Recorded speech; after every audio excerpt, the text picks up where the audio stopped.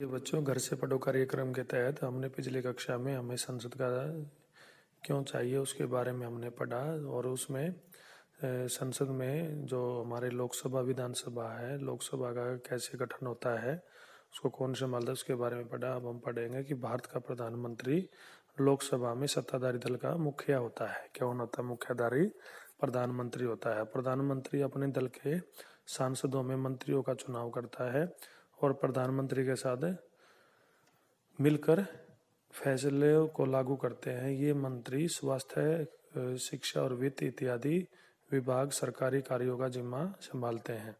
हाल के सालों में काफी बार किसी एक राजनीतिक दल को बहुमत नहीं मिल पाया, जो कि सरकार बनाने के लिए एकदम जरूरी है। तो ऐसी सूरत में कई राजनीतिक दल मिलकर एक गठबंधन सरकार बना लेते हैं और साझा मुद्दों पर काम करते हैं। क्या बनते हैं? गठबंधन। जिनको पूर्ण बहुमत नहीं मिलता किसी राजनीतिक दल को, तो कई दल मिलकर एक गठबंधन की सरकार बना लेते हैं। जैसे बच्चों अपने यहाँ पर बीजेपी और जननायक जनता पार्टी की सरकार है। राज्यसभा मुख्य रूप से देश के राज्यों की प्रतिनिधि के रूप में काम करती है। राज्यसभा भी कोई कानून बनाने का प्रस्ताव पेश कर सकती है। किसी विधेयक को कानून के रूप में लागू करने के लिए यह जरूरी है कि उसे राज्यसभा की भी मंजूरी मिल चुकी हो। इस प्रकार राज्यसभा की भी बहुत महत्वपूर्ण भूमिका होती है। संसद का यह सदन लोकसभा का द्वारा पारित किए गए कानूनों की समीक्षा करता है और अगर जरूरत हुई तो उसे संशोधन करता है। संशोधन में उसमें बदलाव करता है, उसमें परिवर्तन करता है। राज्यसभा के सदस्यों का चुनाव विभिन्न राज्यों की विधानसभाओं के निर्वाचित सदस्य करते हैं। कौन करते हैं बच्चों? जैसे एमएलए करते हैं। जैसे आपके यहाँ पर बलवीर सिंह वाल्मीकि है, वो राज्यसभा के का जब सदस्यों का चुनाव होता है तो उसमें वो अपनी वोटिंग डालता है। राज्यसभा में 233 निर्वाचित सदस्य होते हैं और 12 सदस्य राष्ट्रपति की ओर से मनोनीत किए जाते हैं। राज्यसभा में 233 सदस्य निर्वाचित होते हैं और 12 सदस्य राष्ट्रपति द्वारा निर्वाचित किए जाते हैं। सरकार को नियंत्रण करना और मार्गदर्शन लेना और जानकारी देना। जब संसद का सत्र चल रहा होता है तो उसमें सबसे पहले प्रश्नकाल होता है। क्या होता है बच्चों? प्रश्नकाल होता है। जब हमारा संसद का सत्र चलता है तो प्रश्नकाल का एक महत्वपूर्ण व्यवस्था है कि इसमें माध्यम से सांसद जैसे आपका सुनील चोपड़ा था और आपके यहाँ से अब संजय भाटिया जी हैं, तो इसमें सरकार के कामकाज के बारे में जानकारी हासिल करते हैं। इसके जरिए संसद कार्यपालिका को नियंत्रित करती है। सवालों के माध्यम से सरकार को उसकी खामियों के प्रति आगाह किया जाता है। क्या किया जाता है? सरकार की जो कमियां रह गई उसमें आगाह किया जाता है। इस तरह सरकार को भी जनता के प्रतिनिधियों यानी सांसदों के लिए जनता की राय जानने का मौका मिलता है। सरकार से सवाल पूछना किसी भी सांसद की बहुत महत्वपूर्ण जिम्मेदारी होती है। लोकतंत्र के सबस संचालन में विपक्षी दल का एक अहम भूमिका अदा करते हैं। वे सरकार की नीतियों और कार्यक्रमों की कमियों को सामने लाते हैं और अपने नीतियों के लिए जन समर्थन जुटाते हैं। जैसे संसद में पूछे गए प्रश्नकाल का उदाहरण है लोकसभा तारांकित प्रश्न संख्या 2007। 30 नवंबर 2007 को उत्तर के लिए विद्यालयों में जंक फूड। श्री सालारापट्टी कुपुस्वामी कारवेंतन। क्या महिला और बाल विकास मंत्री यह बताने का कृपया करें कि क्या national commission for protection of child rights NCPCR ने सभी राज्य सरकारों से विद्यालयों में जंक फूड पर प्रतिबंध लगाने और पोषण मानक विकसित करने को भी कहा? यदि हाँ तो तत्संबंधी ब्यौरा क्या है? क्या केंद्र सरकार ने राज्य द्वारा उपयुक्त मानकों का अनुपालन सुनिश्चित किया है? और यदि हाँ तो तत्संबंधी ब्यौरा क्या है? उत्तर: महिला बाल विकास मंत्री ने राज्य मंत्री ने उत्तर दिया कि जी नहीं। राष्ट्रीय बाल अधिकार संरक्षण आयोग ने राज्यों को पत्र भेजकर उन्होंने कहा है कि वे विद्यालय पोषण नीति तैयार करने के लिए विद्यालयों को दिशा निर्देश जारी करने के विषय में विचार करे गए और गए प्रश्न नहीं उठता है। अब ये उपरोक्त प्रश्न के बाद महिला और बाल विकास मंत्री ने जानकारी से क्या जानकारी मांगी जा रही है? अगर आप सांसद होते तो कौन से 2 सवाल पूछते? सांसदों के प्रश्नों से सरकार को भी महत्वपूर्ण फीडबैक मिलता है। इसके चलते सरकार चुस्त रहती है। इसके अलावा वित्त से संबंधित सभी मामलों में संसद की मंजूरी सरकार के लिए बहुत महत्वपूर्ण होती है। यह उन कई तरीकों में से एक है जिसके माध्यम से संसद सरकार को नियंत्रित करती है, उसका मार्गदर्शन करती है और उसको सूचित करती है। जनप्रतिनिधियों के रूप में संसद को नियंत्रित, निर्देशित और सूचित करने में सांसदों की एक अहम भूमिका होती है और यह भारतीय लोकतंत्र का एक मुख्य आयाम है। कानून बनाना संसद का एक महत्वपूर्ण काम है।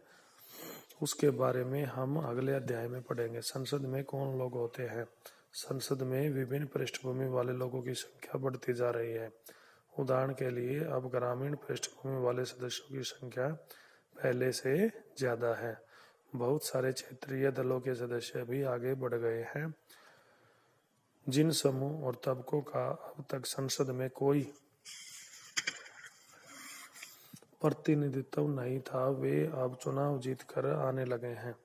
दलित, पिछड़ी जातियों और अल्पसंख्यकों की राजनीतिक हिस्सेदारी भी बढ़ती रही है। निम्नलिखित तालिका में से पता चलता है कि अलग अलग सालों में लोकसभा के लिए वोट डालने वाली आबादी का प्रतिशत कितना था। लोकसभा चुनाव वर्ष और मतदान प्रतिशत पहली 1951-52 में थे, वो 44.87 जो 87% थे। चौथी में 1967 में 61.04, पांचवी 1971 में 55.27, छठी में 1977 में 60.49। तो बच्चों ये 5 वर्ष के बाद होता है। आठवीं 1984 में 63.56, 10वीं में 1991 में 56.73, 14वीं में 2004 में 58.07 और बाकी इसे अलग अलग वर्ष का है तो वो डब्ल्यू स्रोत है जो हमारी वेबसाइट जो इलेक्शन कमीशन की है वो उस पर देख सकते हैं। इस तालिका को देखने के बाद क्या आप यह कह सकते हैं पिछले 50 सालों में चुनाव में जनता की सहभागिता कम हुई है या बढ़ी है? शुरुआती वृद्धि के बाद प्राय स्थिर रही है। उपरोक्त चित्र में कुछ महिला सांसद दिखाई पड़ रही हैं। ये सभी जो है महिला सांसद हैं जो जनता द्वारा चुनी गई हैं और इनको संसद में जनता के अधिकारों की सुरक्षा के लिए भेजा गया है। आप संसद में महिलाओं की कम संख्या का क्या कारण समझ में आता है, चर्चा करें। देखने में आया कि प्रतिनिधि मूलक लोकतंत्र अपने समाज को पूरे तौर पर सही ढंग से प्रतिबिंबित नहीं कर सकता। यह बात साफ दिखाई देने लगी है कि जब हमारे हित और अनुभव अलग अलग होते हैं तो एक समूह के व्यक्ति सबके हित में आवाज नहीं उठा सकते। इसकी बात को ध्यान में रखते हुए संसद में कुछ सीटें अनुसूचित जातियों एससी और अनुसूचित जनजातियों एसटी के लिए आरक्षित की गई हैं। ऐसा इस्तेमाल किया गया है ताकि इस चुनाव क्षेत्र से केवल दलितों और आदिवासी उम्मीदवार ही जीते हैं और संसद में उनकी भी उचित हिस्सेदारी हो। उनसे उम्मीद की जाती है कि वे दलितों और आदिवासियों की जिंदगी से जुड़े मुद्दों को ज्यादा अच्छी तरह संसद में उठा सकते हैं। इसी प्रकार हाल ही में महिलाओं के लिए 20 सीटों के आरक्षण का सुझाव पेश किया गया है। इस सवाल पर अभी भी बहस जारी है। 60 साल पहले संसद में केवल 4% महिलाएं थी। आज भी उनकी संख्या 9% से जरा सा ऊपर ही पहुंच पाई है। जब आप इस बात पर ध्यान देते हैं तो आधी आबादी औरतों की है तो यह साफ हो जाता है कि संसद में उन्हें बहुत कम जगह मिल रही है। इसी तरह के मुद्दों की वजह से आज हमारा देश से ऐसे कुछ मुश्किल और अनसुलझे सवालों से जूझ रहा है कि क्या हमारी लोकतांत्रिक व्यवस्था वाकई प्रतिनिधि तक है या नहीं है। हम ऐसे सवाल पूछ सकते हैं, उन्हें जवाब ढूंढेंगे की कोशिश कर रहे हैं। यह बात लोकतांत्रिक शासन व्यवस्था की ताकत और उसमें भारत के लोगों की आस्था झलकाती है। स्वीकृति, किसी चीज पर अपनी सहमति देना और उसके पक्ष में काम करना। इस अध्याय में शब्द संसद के पास औपचारिक सहमति, निर्वाचित प्रतिनिधियों के माध्यम से और संसद में लोगों की आस्था बनाए रखने की जरूरत, दोनों संबंधों में इस्तेमाल किया जाता है। स्वीकृति का मतलब होता है बच्चों सहमति देना कि उसके पक्ष में काम करना। उल्लंघन, इसका मतलब समूह द्वारा दलों, समूह या दलों के तात्कालिक गठजोड़ से होता है। इस अध्याय में गठबंधन शब्द का इस्तेमाल चुनाव के बाद किसी भी दल को बहुमत न मिलने की स्थिति में बनने वाले गठजोड़ के लिए किया गया है। जैसा कि बच्चों वो पीछे हमने पढ़ा था कि जब किसी भी को भी राजनीतिक दल को पूर्ण बहुमत नहीं मिलता, उसके लिए दो दल या विभिन्न दल मिल करके जो सरकार बनाते हैं वो गठबंधन होता है, वो गठबंधन की सरकार कहलाती है। इसमें अभ्यास, राष्ट्रवादी कांग्रेस आंदोलन ने इस विचार का समर्थन किसी की सभी वयस्कों को मत देने का अधिकार होना चाहिए। यस।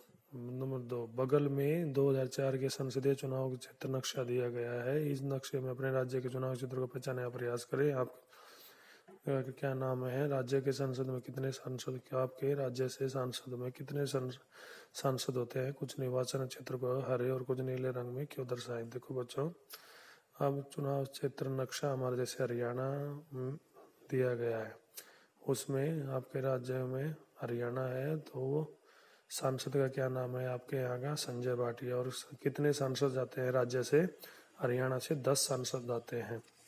तो ये सभी हमारे अभ्यास का प्रैक्टिस है। ये हमारा निर्वाचन क्षेत्र में यहाँ पे हमारा हरियाणा दिया गया है, ये हमारा हरियाणा है और इसमें हम फिर हमारी 10 सीटें होती हैं। अब इसकी कितनी पूरे इंडिया में, पूरे भारत में 543 सीटें हैं। सामान्य की कितनी है, 423 है।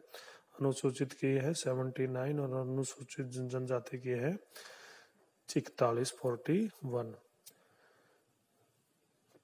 अध्याय 1 में आपने पढ़ा था कि भारत में प्रचलित संसदीय शासन व्यवस्था में 3 स्तर होते हैं। एक स्तर संसद, केंद्र सरकार, दूसरा स्तर विभिन्न राज्य विधायकों, राज्य सरकारों का होता है और अपने क्षेत्र के विभिन्न प्रतिनिधियों के संबंधी सूचना के आधार पर निम्नलिखित तालिका भरे।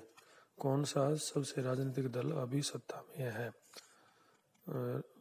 राज्य में गठबंधन सरकार है और केंद्र में भाजपा सरकार है। आपके क्षेत्र से निर्वाचित प्रतिनिधि कौन है, क्या चाहते हैं। करनाल से कौन है, हमारे सांसद हैं संजय भाटिया और राज्य सरकार से है बलबीर सिंह वाल्मीकि। अभी कौन सा राजनीतिक दल विपक्ष में है, यहाँ क्या है, कांग्रेस है राज्य सरकार में विपक्षी दल में और केंद्र सरकार में भी कांग्रेस है।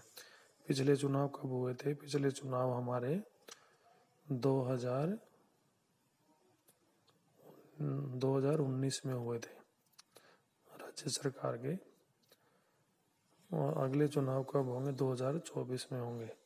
आपके राज्य से कितनी महिला प्रतिनिधि हैं, हमारे राज्य से 2 महिला प्रतिनिधि हैं। इस तरीके से हमने करना है। तो बच्चों, हमने इसको संसद के बारे में हमने पढ़ा। संसद में जनता के द्वारा भेजे जाते हैं और जनता उनको चुनती है। इलेक्ट्रॉनिक वोटिंग मशीन के जरिए जो ना इलेक्शन होता है, जिसमें केंद्र सरकार और राज्य सरकार बनाई जाती है। ये हमारे वोटिंग अधिकारी है जो निर्गम क्षेत्र में हाथी के ऊपर बैठ करके जा रहे हैं इलेक्शन कराने के लिए। और इसके साथ साथ इसमें संसद के लिए जो है हमारा लोकतांत्रिक सरकार है, लोकतांत्रिक जनता द्वारा चुने जाते हैं और जनता की भलाई के लिए, जनता के अधिकारों के लिए उसमें होता है। संसद में बजट स्तर चलता है और ये सब चीज़ें हमारे संसद में होती हैं। जिसमें हमारे संविधान का जो केंद्रीय बिंदु है वो हमारा संसद है। तो जो आज हमने इसके बारे में पढ़ा, आज के लिए जय हिंद जय भारत।